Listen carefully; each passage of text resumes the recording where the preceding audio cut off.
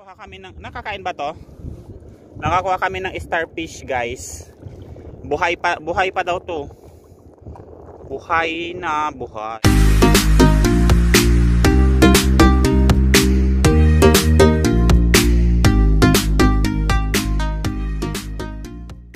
So, kahuli kami ng starfish, buhay na buhay. So, as maliligo po kami, babaw lang.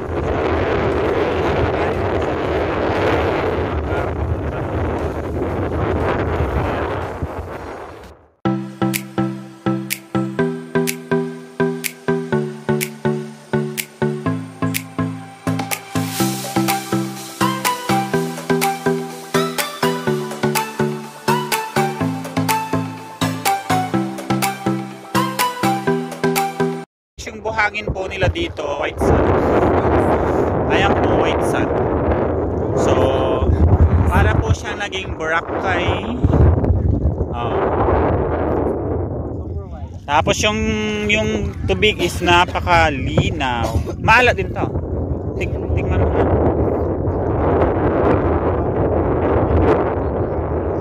Maalat daw. Or, lagyan nyo na lang ng pitchin. Pwede na. So ayun guys, sa pang oras na simula alas 8 hanggang alas 4 ng hapon, mag-enjoy ito dahil mababaw pa yung tubig. Yan. So ganito na low tide, makakapagligo pa rin kayo. Makakaligo pa rin kayo kahit hanggang doon sa yung may namamangka na doon. Yun.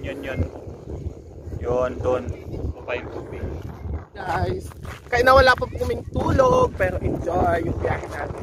Gusto rin po makapasyal ng magandang view. Ito lang po sa may Balingasay, Bulinaw, Pangasinan. Super ganda, promise. See?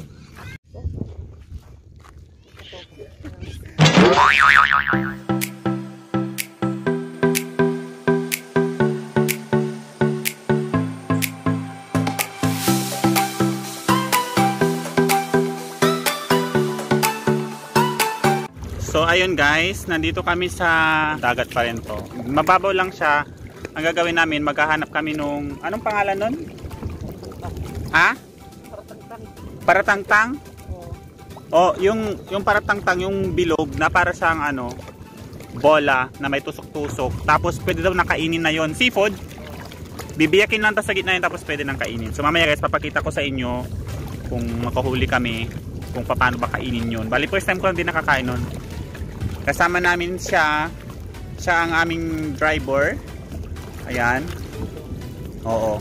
At saka siya rin po yung nakakaalam kung paano hanapin yung ganong klaseng pagkain. So kailangan muna naming mag-travel hanggang doon sa yung yun. Yung malayo doon, yan. Kasama ko si Caroline. Yan. O medyo palalim na yung napupuntahan namin, pero go lang, matikman lang namin yung masarap na ano yun? Paratangtang daw ang pangalan ng paratangtang. Guys, alam nyo, ang sarap maligo dito sa kanilang dagat, dito sa may Balingasay sa Bulinaw. As in, tignan nyo, clear na clear po yung kanilang tubig. Yan. Tapos yung yung lamig niya sakto lang, para siyang hot spring. Medyo mainit-init. Tapos pwede kayo manghiram ng ganito. Libre ba to? O libre lang. Itong kawayan na sasakyan. Balsa. Ang tawag dito balsa. Yun siya, balsa. Tangtang pala na yun, may dalawang klase po yun. Yung isa kulay puti, yung isa kulay itim. Yung ano? Pana. Tapos yung kulay itim daw guys, hindi ba nakakain yun? Nakakain din pala siya, pero yun nga lang, yung kulay itim daw, masakit daw yung makatusok. Matutusok daw kayo. Yun siya. Maratangtang. Tapos mas marami daw yung maratangtang pagka bilog yung buwan. Maraming karga, basta may buwan. So, saang parte siya nahuhuli? Meron na din dito. So kailangan para mahuli siya, anong gagawin? Hawakan mo lang, hindi mo nakakatusok dyan. hahawakan lang kapakapain. Hanapin bilog. O kasi wala kaming goggles guys. So sisisid kami ng ano, ng yun lang. Basta kapain na lang namin kasi wala palang goggles. So medyo napalayo na kami dun sa talagang pinagkalupa-lupa niya. Mapalalim na kami ng palalim. So, ayan. So maghahanap na raw siya nung ano, tatry niya maghanap ng maramarag. Maramarag pa yun. Marami kasi nakakatusok dito.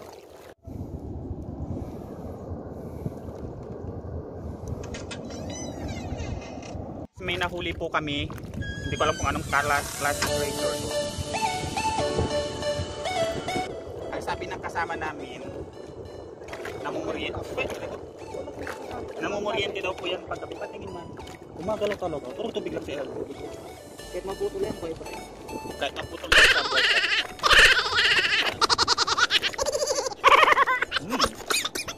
Paano mo siya nakita? Di pa natin ganyan. Ito naman, starfish. May tusok-tusok po siya pero masakit ba? Ayun po nga, matalim. Matalim pero buhay pa ito guys. Yan, mga buhay pa. Ha? Starfish. Pero mabilin mo tayo. Tingnan. Saan? Alam? Ay kung magpapakunin mo nga, nanguhulinte. May pagbago walang power.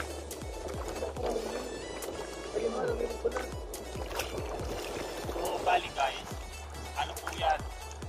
Pag umaga daw wala siyang power, pero pag kagabi namumuryente po daw yan. Namumuryente daw po yun. Naghahanap pa rin kami ng maratangtang pero hanggang ngayon wala pa kami nahanap. Wala raw daw ngayon kasi may buwan daw talaga ng labasan. So wala tayong nahanap ng maratangtang. Ano lang pala. So bali may nahanap kami ito. Shell. So pwede daw itong biyakin tapos kakainin mamaya. Pwede itong kainin kay ilaw? Hindi sasakit ang tiyan. Aray, napakan ako nakatusok. Marini, nakatusok ata sa pako. Pakain na yun. Hindi na mabilog. Ayun guys, oh. Yan po yung ano, yung tawag. Maratangtang. Ito guys yung maratangtang. Ayan oh. Mapapansin nyo, ay. Butas pa rin, sorry. Pero gumagalaw kayo, butas na.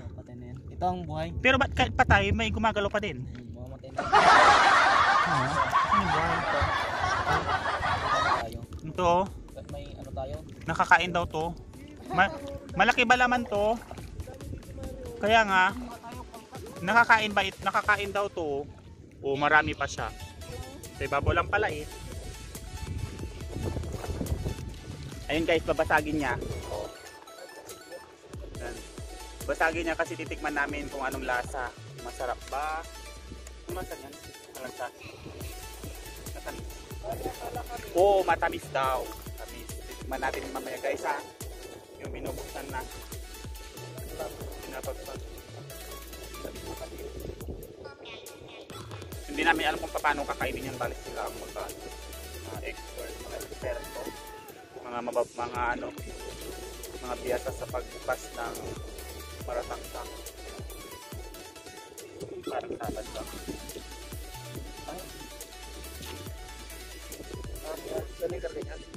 Anong karga niyan? So bali palang karga nito guys, yung dilaw nandoon. Kita ba? Mapapansin nyo yung kulay dilaw dyan, yan yung kakainin. Pag ganito lang siya, tapos ang kakainin yun. Starfish. Parang starfish siya. Kukainin natin guys. Ito kukunin ganito lang. Ganyan lang. I-ano mo dyan, oh? I-ano mo muna lahat. Gagawin ko mga lahat. Para sa buhos mo na lang sa kamay mo. Para sa itlog. Ikisa, iprito. Pero kahit hilaw kinakain. So ayun guys, ilalagay ko sa kamay ko. Kakain na tayo ng pangdagat na pagkain. Pero wala.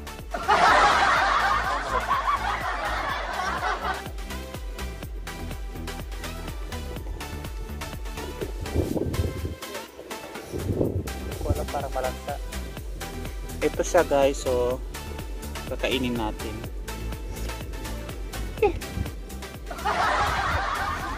Maala. May yapang, may tubig ng dagat. Ayun, kasi may tubig ng dagat.